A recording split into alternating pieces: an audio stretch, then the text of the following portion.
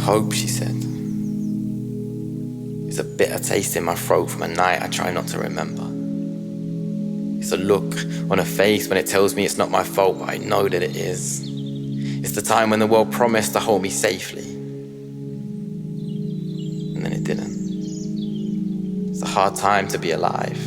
It's a hard time to not want to survive, and I am not here for the weather. Fine as it may be, and it could have been the bruises, or it could have been the lack of healing. It could have been the way she looked when she started speaking, and it could have been the dark, or it could have been that evening. It could have been all the time she couldn't talk in less than screaming, and it could have been the things they said, or the thought of starting over, and it could have been all the things she put inside of herself to stop from getting older. It almost didn't matter how she got here, and it didn't matter where here was, just it was the edge of everything that was, looking out to all that wasn't.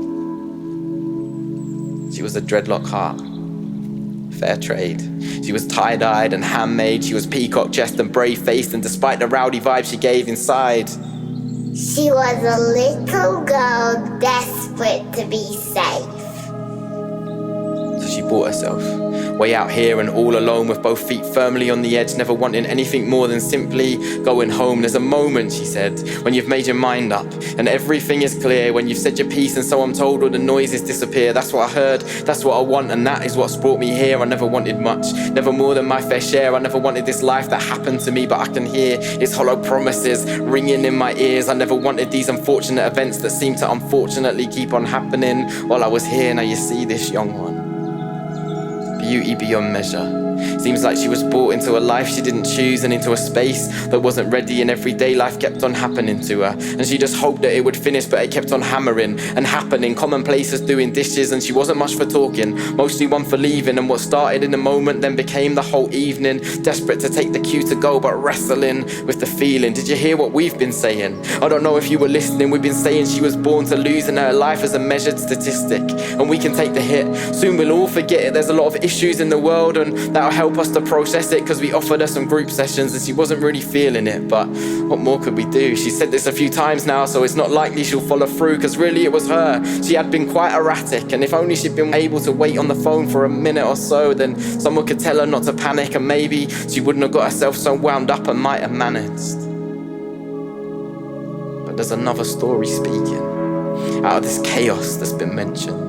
One that says she's a true story, although it's covered up with fear and apprehension. Hope, she said, can go fuck himself, 'cause hope ain't never listened. But the only hope she knows is a choice you make, on the hope to keep on living.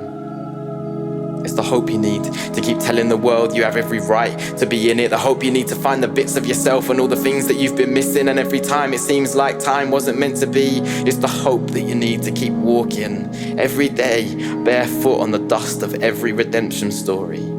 Because it's the daily practices of hope that keep the monsters at bay, and the daily practice of choosing to get up that helps you to walk away. It's that getting up and getting on when things still feel like shit. It's that learning to live with yourself and not just getting rid of it. It's that trusting someone else before you know they're for the trusting. It's that painful vulnerability that can lead you out rejoicing. You are 100,000 heartbeats a day screaming, I'm alive. You are alive.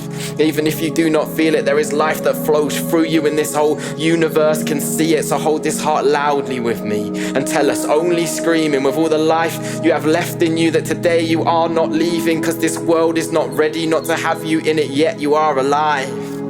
Even if you do not feel it, but I can see it and I know it, and I hope this hope shows you why. This hope is not a passive sense, some kind of out there feeling. Hope is what brought you to the edge but held you here this evening, and hope is a feast in the middle of the chaos for all of us that have been resisting. And it could have been the searching, or it could have been the screaming, and it could have been the sun breaking in that seemed to change that feeling. You are alive. Even if you do not feel it, I can see it and I know it, and I hope this collective hope that we share might just be the reason.